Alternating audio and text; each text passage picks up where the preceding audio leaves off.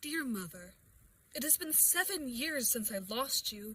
It has been hard, but I try to remember everything you have taught me.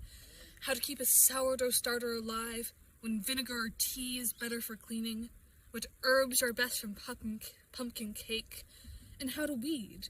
How to weed our little garden. It is still alive. How to weed a rotten apple out from the bunch. How to pick a rotten leaf off a head of lettuce. Oh, Mother, I do not know what to do.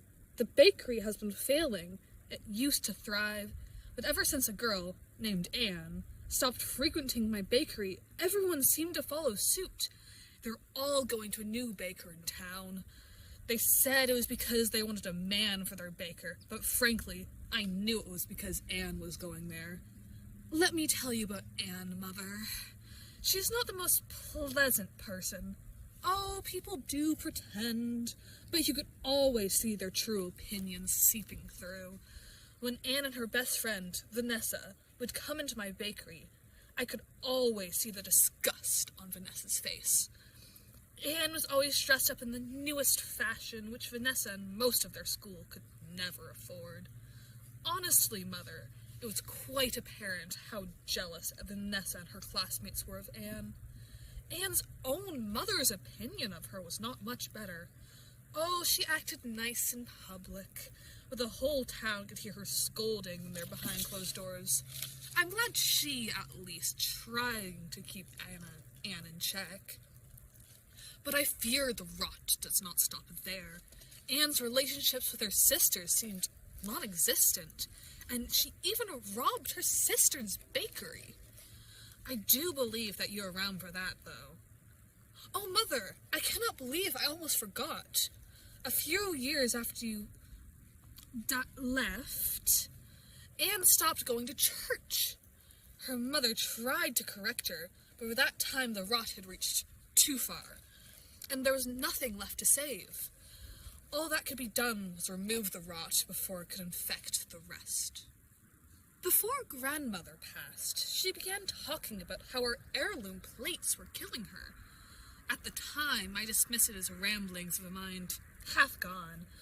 But, Mother, there have been talk around the town about dishes being infected with something poisonous.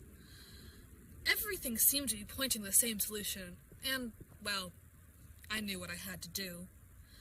I crushed up one of the plates, don't tell Grandmother, and began adding it to my apple pie. It was the only thing Anne was still coming to my bakery for. Oh, Mother, I thought I was doing so well.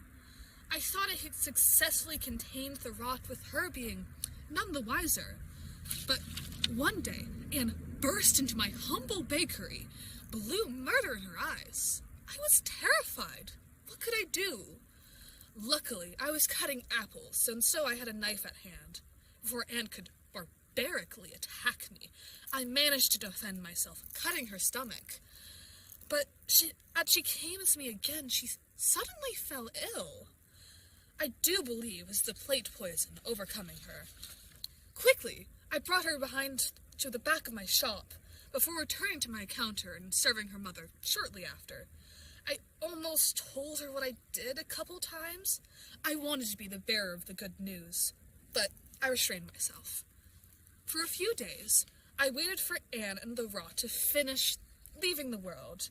Then I hitched up Bella to the buggy, heading up on a supply round to Lockford, and dropping the dead weed off at Samuel Taylor's place along the way. But at Lockford, I noticed something strange. A new bakery had sprouted up. I, of course, investigated it, and I realized something.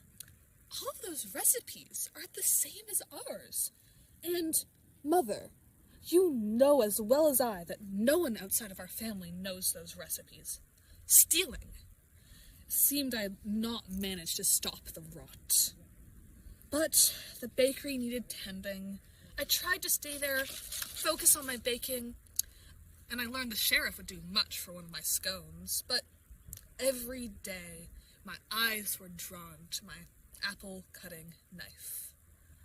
When my supplies were running low once again, I knew what I had to do. I'd hoped I'd finally contained the rot, but I fear I have not. There's still other weeds to pull. The rot cannot be allowed to continue corrupting our world. Lovingly, Isla.